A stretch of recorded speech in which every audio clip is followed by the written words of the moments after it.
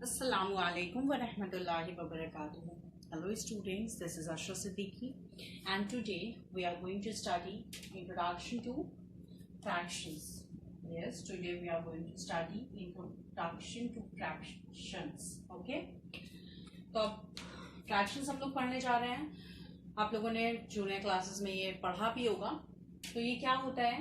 It is a number representing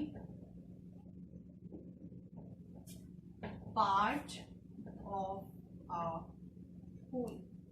इसका मतलब कि एक कोई पूरा है उसका पार्ट. हमें पता है कि आपको डेफिनेशन से बिल्कुल नहीं समझ में आया है. हम भी जब डेफिनेशन पढ़ते थे तो हमें भी बिल्कुल नहीं समझ में आता था, तो बिल्कुल भी परेशान होने की जरूरत नहीं. हम आपको समझाते हैं कि फ्रैक्शंस क्या होते हैं, किस तरीके के नंबर को फ्रैक्शंस बोलते हैं. आपने पढ़ा होगा कि इस तरीके के नंबर को 2/4 जैसे हमने लिख दिया, 3/5 लिख दिया, 8/9 लिख दिया.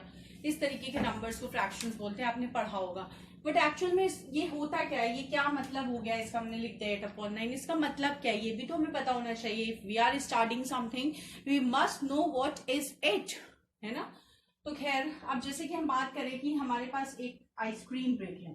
ठीक है, हम एक आइसक्रीम ब्रिक लिखा है और उसके 8 पीसेस किए हमने.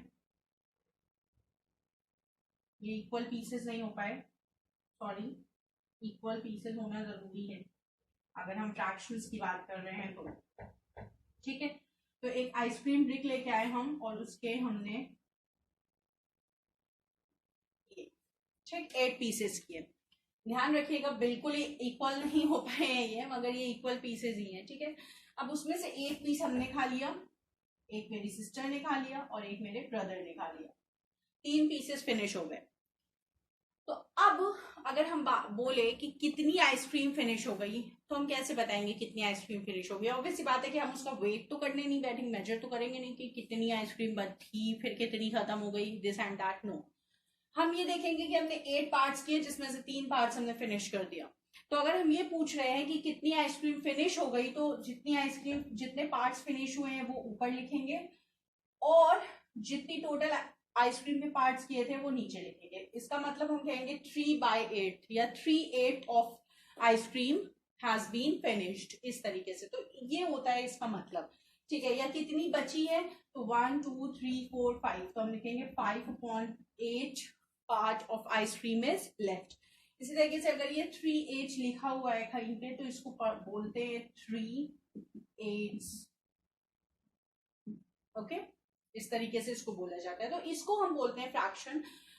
एंड इस तरीके के नंबर्स ये इस तरीके का पार्ट रिप्रेजेंट करते हैं. ठीक है, जिसको हम होल में नहीं ले पाते हैं. तो ये तो फ्रैक्शन हो गया कि फ्रैक्शन होता क्या है. अब हम लोग देखेंगे कि फ्रैक्शन किस किस तरीके के फ्रैक्शंस होते हैं जो बेसिकली हम लोगों को पढ़ने हैं, जो क्लास 2nd 3rd से स्टार्ट कर दिया जाता है पढ़ाना. ठीक है, तो हम लोग ये देखेंगे. तो देखिए स्टूडेंट्स,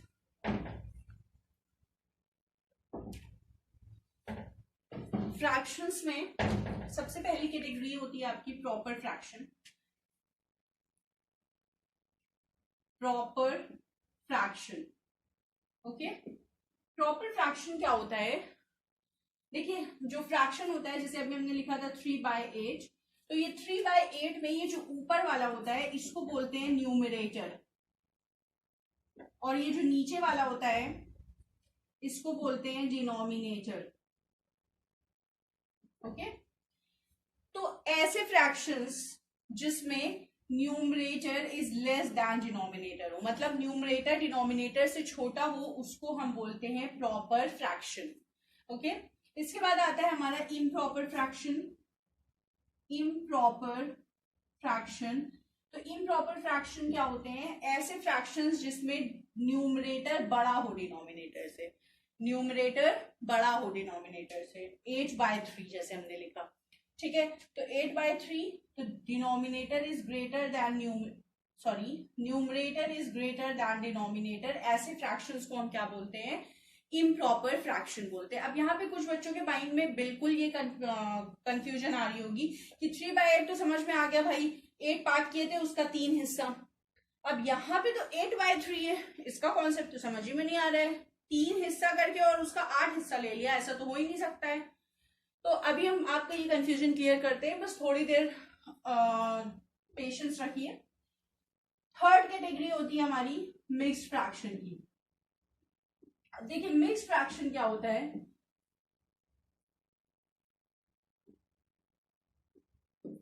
इस तरीके के फ्रैक्शंस। इस तरीके के फ्रैक्शंस का क्या मतलब है, ये जो 2 लिखा हुआ है ये होल पार्ट है, मतलब ये तो पूरा पूरा लिया है और फिर 2/3 अलग से लिया है, ठीक है। ये एक्चुअल में 8/3 को ही मिक्स फॉर्म में इस तरीके से लिखा जाता है। तो ये 8/3 जो है, तो इसका ये मतलब यही हुआ कि 2 पार्ट तो पूरा पूरा लिया गया, फिर 2/3 अलग से लिया गया, मतलब कि एक आइसक्रीम का ब्रिक ये पूरा लिया गया, फिर दूसरे आइसक्रीम का ब्रिक ये भी पूरा ले लिया, फिर तीसरे आइसक्रीम का ब्रिक था उसमें 3 बराबर के हिस्से किए गए और बराबर के हिस्से 3 बराबर के हिस्से किए गए और उसका भी 2 हिस्सा ले लिया, एक पूरा ले लिया, दूसरा पूरा ले लिया, तीसरा जो था उसके 3 हिस्से किए गए और उसमें से 2 हिस्सा पूरा ले लिया। ये होता है 2 होल 2/3 का मतलब, ठीक है। और इसी को जब हम इम्प्रॉपर फ्रैक्शन में लिखते हैं तो वो इस तरीके से लिखा जाता है 8/3। अभी हम आपको सिखाएंगे कि कैसे इससे इसको इसमें चेंज करते हैं और इससे इसमें चेंज करते हैं। तो इस तरीके से, तो इसमें कंफ्यूज होने की जरूरत नहीं कि क्या हो गया, इसका कॉन्सेप्ट ये होता है। तो ये हो गया आपका मिक्स्ड फ्रैक्शन। तो proper fraction, improper fraction, mixed fraction. फिर आता है आपका लाइक फ्रैक्शंस, कुछ होते हैं लाइक फ्रैक्शंस। लाइक फ्रैक्शंस क्या होता है स्टूडेंट्स, ऐसे फ्रैक्शंस, कई 2 या 2 से ज्यादा फ्रैक्शंस हैं जिनके डिनोमिनेटर सेम है। जैसे कि हमने लिखा 2/3, 8/3, 13/3। देखिए इन तीनों के डिनोमिनेटर सेम है। तो ऐसे फ्रैक्शंस जिनके डिनोमिनेटर सेम होते हैं, ऐसे फ्रैक्शंस को हम बोलते हैं लाइक फ्रैक्शंस। और इसी तरीके से अनलाइक फ्रैक्शन, अब ऑब्वियस सी बात है कि बस इसी का उल्टा हो जाएगा। अनलाइक फ्रैक्शंस क्या होते हैं, ऐसे फ्रैक्शंस जिसके डिनोमिनेटर सेम नहीं होते हैं। जैसे हमने बोला 3/8, 5/9, 2/11, तो इसके डिनोमिनेटर सेम नहीं। अब आपके माइंड में ये क्वेश्चन आ रहा होगा कि अगर ये 3/8 और ये 5/8 होता और ये 2/11 होता तो क्या हम इसको लाइक कहते? तो आंसर है नो, तब भी हम इसको लाइक नहीं कहते। लाइक फ्रैक्शंस वो होते हैं जिसमें पूरे डिनोमिनेटर्स सेम हो। अगर कोई एक भी डिनोमिनेटर सेम नहीं हो रहा है तो फिर उसको लाइक फ्रैक्शन नहीं कहेंगे। तो ये कुछ कैटेगरीज हो गई। अब हम देखते हैं कि हम मिक्स्ड फ्रैक्शन को इम्प्रॉपर में और इम्प्रॉपर फ्रैक्शन को मिक्स्ड फ्रैक्शन में कैसे कन्वर्ट करते हैं। ओके, तो हम लोग देखेंगे मिक्स्ड फ्रैक्शन, वही जो हमने एग्जांपल दिया था 2/3 का, और इसको हमको कन्वर्ट करना है इम्प्रॉपर फ्रैक्शन में। ओके, तो अब मिक्स्ड फ्रैक्शन देखिए 2/3 है। इसको करते क्या है कि ये जो होल नंबर होता है इसको डिनोमिनेटर से मल्टीप्लाई कर देते हैं, यहाँ पे मल्टीप्लाई करते हैं, ठीक है।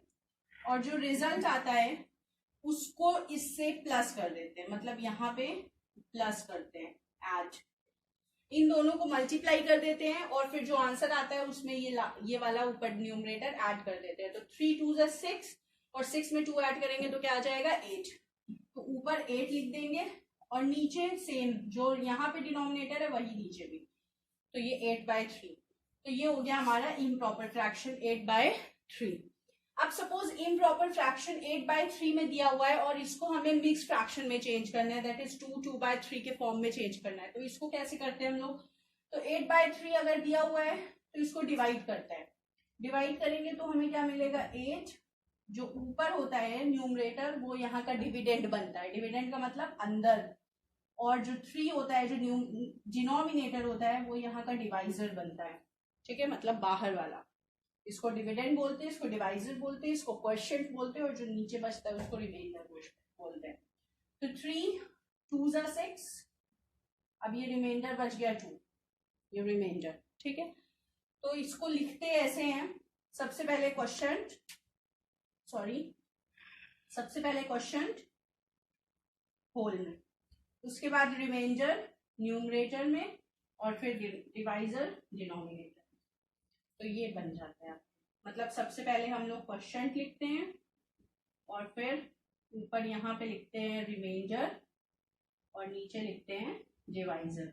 तो इस तरीके से आपका इम्प्रॉपर फ्रैक्शन से मिक्स्ड फ्रैक्शन में कन्वर्ट हो जाता है और मिक्स्ड फ्रैक्शन से इम्प्रॉपर फ्रैक्शन में कन्वर्ट हो जाता है। ठीक है, अब इसके बाद आते हैं हम लोग इक्विवेलेंट फ्रैक्शंस पे।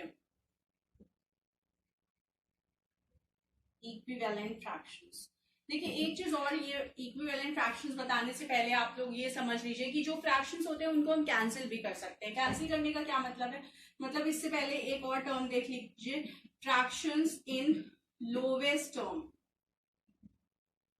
लोवेस्ट टर्म का क्या मतलब होता है कि फ्रैक्शन इस कंडीशन में आ जाए कि अब कुछ भी कैंसिल नहीं कर सकते हम। कुछ भी कैंसिल करने का मतलब कि जो न्यूमरेटर है और डिनोमिनेटर है, कोई भी ऐसा नंबर ना हो जिसकी टेबल में न्यूमरेटर और डिनोमिनेटर दोनों आ जाए 1 के अलावा। इसका मतलब न्यूमरेटर और डिनोमिनेटर का कोई भी फैक्टर, कॉमन फैक्टर ना हो 1 के अलावा। जैसे हमने लिखा 8/13। अब देखिए 8/13, क्या कोई ऐसा नंबर आपको मिलेगा जिसकी टेबल में 8 भी आ जाए और 13 भी आ जाए 1 के अलावा, 1 को छोड़ के? 1 की टेबल में तो सभी आता है, कोई ऐसा नंबर नहीं है, मीन्स कि ये लोवेस्ट टर्म में है। अगर हम 8/26 लिखेंगे, अब देखिए, अब अगर हमने 8/26 लिखा तो 2 की टेबल में 8 भी आता है और 26 भी आता है, तो हम कैंसिल कर सकते हैं। 2 4 8, 2 1 2, 2 13, 2 3 6। ध्यान रखिएगा सेम नंबर से ही कैंसिल करते हैं, मतलब जिसकी टेबल में दोनों आ रहा है। तो 2 4 और 2 13, तो ये क्या बन गया, 4/13 बन गया। तो ये लोवेस्ट टर्म हो गया। क्यों? क्योंकि अब कोई ऐसा नंबर नहीं है जिसकी टेबल में ये दोनों आ जाए, तो ये लोवेस्ट टर्म होता है। फिर से हम लोग इसी टॉपिक पे आते हैं, इक्विवेलेंट फ्रैक्शंस पे। तो इक्विवेलेंट फ्रैक्शंस क्या होता है स्टूडेंट्स, जब कोई फ्रैक्शन को कैंसिल करने पे वही फ्रैक्शन मिल जाए जो लोवेस्ट टर्म वाला फ्रैक्शन है, या फिर हम कह सकते हैं कि कोई फ्रैक्शन है उसको सेम नंबर से हमने मल्टीप्लाई कर दिया या फिर सेम नंबर से डिवाइड कर दिया, तो दैट इज इक्विवेलेंट फ्रैक्शन। तो जो फ्रैक्शंस बनते हैं वो इक्विवेलेंट फ्रैक्शंस होते हैं। जैसे 4/13 है, अगर हम इसको 2 से मल्टीप्लाई करते हैं, 2 से मल्टीप्लाई करने का मतलब न्यूमरेटर को भी और डिनोमिनेटर को भी, तो मिलेगा 8/26। तो ये 4/13 और 8/6 ये आपस में इक्विवेलेंट फ्रैक्शंस होंगे। इसी तरीके से अगर 4/13 को हम 3 से भी मल्टीप्लाई कर दें, तो 4 3 12 एंड 13 3 39, तो ये भी 12/39, ये भी इन दोनों का इक्विवेलेंट फ्रैक्शन होगा। तो इस तरीके से मल्टीप्लाई करके भी हम इक्विवेलेंट फ्रैक्शंस बना सकते हैं और डिवाइड करके भी। जैसे लिखा हुआ है 16/64। अब अगर हम इसको 2 से डिवाइड कर दे दोनों को, तो हमें क्या मिल जाएगा, 2 8 16, 2 3 6, 2 2 4। फिर हम 4 से डिवाइड कर दे सपोज, तो हमें क्या मिल जाएगा, 4 2 8, 4 8 32। फिर हम 2 से डिवाइड कर दें तो हमें क्या मिल जाएगा, 2 1 2, 2 2 2 4 8। तो 16/64 का इक्विवेलेंट फ्रैक्शन मिला 8/32, इसी का इक्विवेलेंट फ्रैक्शन है 2/8 और इसी का इक्विवेलेंट फ्रैक्शन है 1/4। तो ये चारों आपस में इक्विवेलेंट फ्रैक्शंस हुए। तो इसका मतलब कि एक फ्रैक्शन को सेम नंबर से मल्टीप्लाई करने पे या सेम नंबर से डिवाइड करने पे जो दूसरा फ्रैक्शन हमें मिलता है वो इक्विवेलेंट फ्रैक्शन होते हैं। बच्चों देखो, अब जैसे 2/3 लिखा हुआ है और 4/9 लिखा हुआ है, 4/9 नहीं 6/9 लिखा हुआ है, ठीक है। तो ये भी इक्विवेलेंट फ्रैक्शन है। 2 3 6, सॉरी 3 2 6 एंड 3 3 9। तो देखिए कैंसिल करने पे 2/3 मिल जाएगा हमको, ये भी 2/3, ये भी 2/3 मिल जाएगा। तो ये इक्विवेलेंट फ्रैक्शंस है, मगर ये इक्वल फ्रैक्शंस नहीं है। एक और टर्म होता है इक्वल फ्रैक्शंस का, ओके। तो ये इक्वल फ्रैक्शंस क्या होते हैं कि दोनों सेम होना चाहिए। अगर सेम लिखा हुआ है 2/3 इज इक्वल टू 2/3, तब ये इक्वल फ्रैक्शन कहलाएंगे। 2/3 एंड 6/9 तो ये इक्वल नहीं कहलाते, ये इक्विवेलेंट कहलाते हैं। ये होता है इक्विवेलेंट और इक्वल फ्रैक्शन में डिफरेंस, ठीक है। तो ये हो गए आपके इक्विवेलेंट फ्रैक्शंस। इक्विवेलेंट फ्रैक्शंस क्या होते हैं आपको समझ में आ गया होगा। ये सारी चीजें जो हैं ये आप पहले पढ़ चुके हो, एज ये जो चैप्टर है बेसिकली क्लास 7th के लिए है। तो क्लास 7th का मतलब है कि आप ये चीजें पढ़ चुके हो। फिर भी कोई भी पर्टिकुलर टॉपिक पे आपको नहीं समझ में आ रहा है तो आप कमेंट सेक्शन में पूछ लीजिएगा, हम उस पर्टिकुलर टॉपिक की अलग से वीडियो डाल देंगे ताकि आपको समझ में आ जाए अच्छे से। ओके तो कोई भी चीज डाउट कैटेगरी में नहीं रहने दीजिएगा। वैसे तो हमने कुछ भी नहीं छोड़ा है, हमने सारी चीजें बताते हुए चले हैं, मगर फिर भी जो भी डाउट है आप प्लीज प्लीज पूछ लीजिएगा। ओके खैर इक्विवेलेंट फ्रैक्शन हो गया ये। इक्विवेलेंट फ्रैक्शंस के बाद आता है हमारा next topic, that is comparing the fractions. हम फ्रैक्शंस को कंपेयर कैसे करते हैं, जैसे दो फ्रैक्शंस दिया हुआ है तो उसको कंपेयर कैसे करेंगे। कंपेयरिंग का मतलब क्या होता है, कौन सा बड़ा है और कौन सा छोटा है। तो अगर दो फ्रैक्शंस दिया हुआ है तो हम उसे कंपेयर कैसे करते हैं, जैसे कि अगर डिनोमिनेटर सेम है, अगर डिनोमिनेटर सेम है स्टूडेंट्स तो क्या करते हैं, देखिए 2/8 एंड 4/8 सपोज ये लिखा हुआ है। तो अगर डिनोमिनेटर सेम है तो जिसका न्यूमरेटर बड़ा होता है वो फ्रैक्शन बड़ा होता है। जैसे कि 4 बड़ा है तो ये फ्रैक्शन बड़ा हो गया। अब सपोज डिनोमिनेटर सेम नहीं है, न्यूमरेटर सेम है, जैसे कि लिखा हुआ है 2/8 और लिखा हुआ है 2/6। अब देखिए इसमें न्यूमरेटर सेम है और डिनोमिनेटर चेंज है। तो अगर डिनोमिनेटर चेंज है तो जो सा डिनोमिनेटर छोटा होता है वो फ्रैक्शन बड़ा होता है। तो इसमें कौन सा डिनोमिनेटर छोटा है, ये वाला 6 छोटा है, तो ये वाला फ्रैक्शन बड़ा होगा। ध्यान रखिएगा इस बात का, बहुत ज्यादा इंपॉर्टेंट है ये बात कि जब डिनोमिनेटर सेम होता है तब तो जो बड़ा न्यूमरेटर है वो बड़ा हो गया, मगर जब न्यूमरेटर सेम है तो जो छोटा डिनोमिनेटर है वो फ्रैक्शन बड़ा होता है। आप डिवाइड करके देखेंगे आपको समझ में आ जाएगा, क्योंकि यहाँ पे डिवीजन हो रहा है ना, यहाँ पे 8 से डिवाइड हो रहा है, यहाँ पे 6 से डिवाइड हो रहा है। तो ऑब्वियस ही बात है 8 से डिवाइड होने वाला नंबर ज्यादा छोटा होगा, जबकि 6 से डिवाइड करने वाला नंबर ज्यादा, क्योंकि ये छोटा है।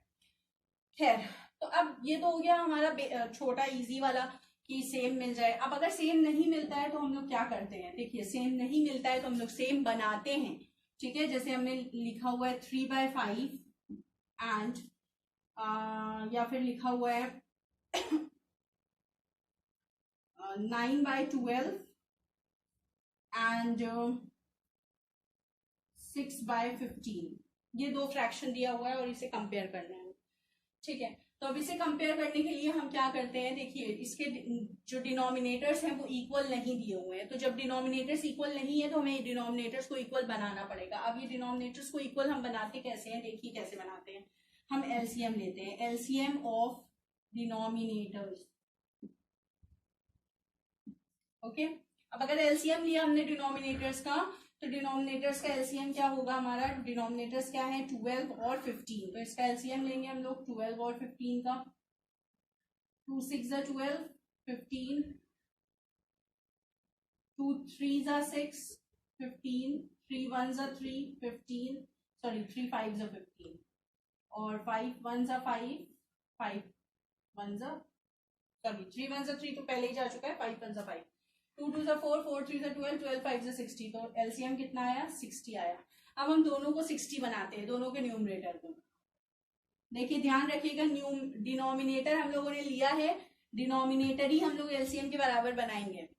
ठीक है, तो 12 की टेबल में देखेंगे 60 कितनी बार में आएगा, क्योंकि हमें डिनोमिनेटर 60 बनाना है। तो 12 की टेबल में 60 आता है 5 बार में, तो 12 5 अब नीचे अगर 5 से मल्टीप्लाई किया तो ऊपर भी 5 से मल्टीप्लाई करना पड़ेगा, तो 9 5 45। तो ये हो गया 45/60। इसी तरीके से हमने लिखा 6/15 और फिर यहाँ पे भी हमें डिनोमिनेटर 60 बनाना है। तो 15 की टेबल में 60 आता है 4 टाइम्स में, 15 4 से 60, 6 4 से 24। तो देखिए हमें क्या मिल गया 45/60 एंड 24/60। ठीक, तो ये हो गया। अब इसमें आप बता सकते हो कौन सा बड़ा है, 45/60। अब 45/60 कौन सा था, 9/12। इसका मतलब 9/12 is greater than 6/15। ओके, तो इस तरीके से हम लोग करते हैं। अब देखिए अगर आपको कंपेयर करना आ गया, मतलब डिनोमिनेटर्स को सेम बनाना आ गया, तो आपको असेंडिंग ऑर्डर में करने को दिया जाए, आप सबके डिनोमिनेटर सेम करके असेंडिंग ऑर्डर मतलब छोटे से बड़ा कर सकते हो। आपको डिसेंडिंग ऑर्डर में दिया जाए आप वो भी कर सकते हो। इवन एडिशन सब्ट्रैक्शन भी इसी तरीके से होता है, डिनोमिनेटर्स को सेम बना के, मगर आपको परेशान होने की जरूरत नहीं है, हम लोग वो सब करेंगे। तो ये वीडियो सिर्फ आपका बेसिक्स क्लियर करने के लिए थी कि जो चीजें आप पढ़ चुके हो और जो चीजें आप जानते हो उसको और अच्छे से आप समझ जाओ, आपके बेसिक्स बिल्कुल क्लियर हो जाए, ताकि जब आप क्वेश्चंस करने बैठो तो आपको किसी भी चीज की प्रॉब्लम नहीं हो। तो इंशाल्लाह नेक्स्ट वीडियो में हम लोग इससे रिलेटेड क्वेश्चंस करेंगे। इसमें इतना ही था अभी के लिए। तो उसके बाद कुछ डेसिमल फ्रैक्शंस वाले वगैरह होते हैं, तो डेसिमल फ्रैक्शंस कुछ नहीं, डेसिमल फॉर्म में लिखे हुए हैं, फिर उसको तो आगे हम लोग डेसिमल चैप्टर भी पढ़ेंगे। डेसिमल फॉर्म मतलब 2.3 लिखा हुआ है तो उसको फ्रैक्शन में हम कर सकते हैं 23/10। तो इस तरह के फ्रैक्शंस को हम बोलते हैं डेसिमल फ्रैक्शंस। तो उसके बाद ऐसे फ्रैक्शंस जिनका डिनोमिनेटर हो वो 10 की पावर में ही हो, ठीक है। खैर, तो ये सारी चीजें हो गई। अब जो भी डाउट हो, हम बार बार बोलते हैं कि आपको जो भी डाउट हो प्लीज कमेंट सेक्शन में पूछ लीजिएगा। बाकी क्वेश्चंस हम लोग नेक्स्ट वीडियो में करेंगे इंशाल्लाह। तो जज़ाकल्लाहु खैर। अस्सलामु अलैकुम व रहमतुल्लाहि व बरकातहू।